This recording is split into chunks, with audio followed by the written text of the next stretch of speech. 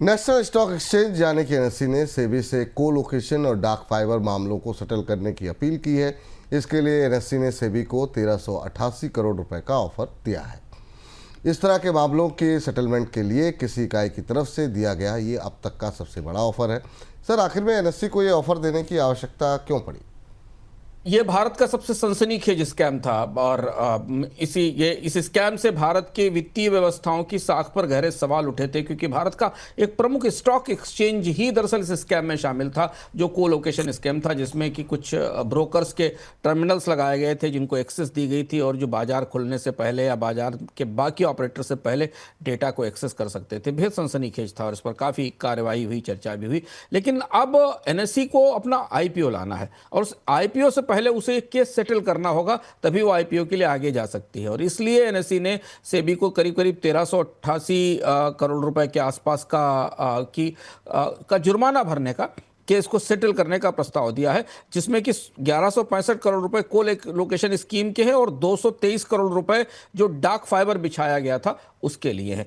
अब सेबी को डिसाइड करना है कि वो इस जुर्माने की वसूली के बाद एनएसई को इस दाग से, इस घोटाले से मुक्त करती है, क्योंकि एनएसई का आईपीओ, नेशनल स्टॉक एक्सचेंज का आईपीओ पिछले 5 साल से बाजार में सबसे ज़्यादा अपेक्षित, सबसे ज़्यादा बार चर्चा किया गया आईपीओ है। तो इसलिए और ये रास्ता शायद आने वाले समय में सेबी को और एनएसई को एक जगह लाकर इस मामले को सेटल करने के लिए का रास्ता खोल सकता है। इस बीच बैंकिंग व्यवस्था में बढ़ी लिक्विडिटी पर लगाम लगाने के लिए रिजर्व बैंक ने 27 जून को 7 दिन का वेरिएबल रिवर्स रेपो ऑक्शन करने का फैसला लिया है। बैंकिंग व्यवस्था में सरप्लस लिक्विडिटी लगातार बढ़ती जा रही है, जिसे देखते हुए रिजर्व बैंक की तरफ से ये फैसला लिया गया है। सर, रिजर्व बैंक आखिर में क्या ऐसी आवश्यकता पड़ी कि रिजर्व बैंक को ये करना पड़ा?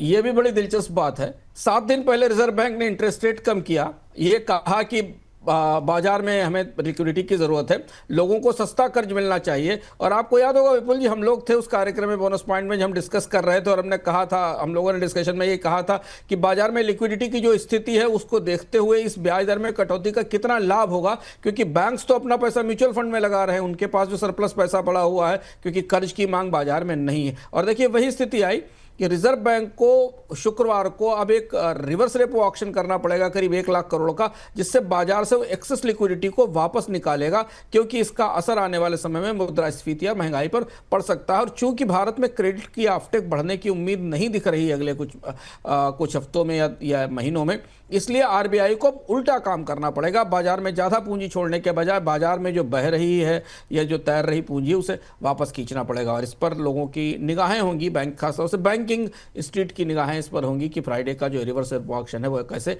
काम करता है।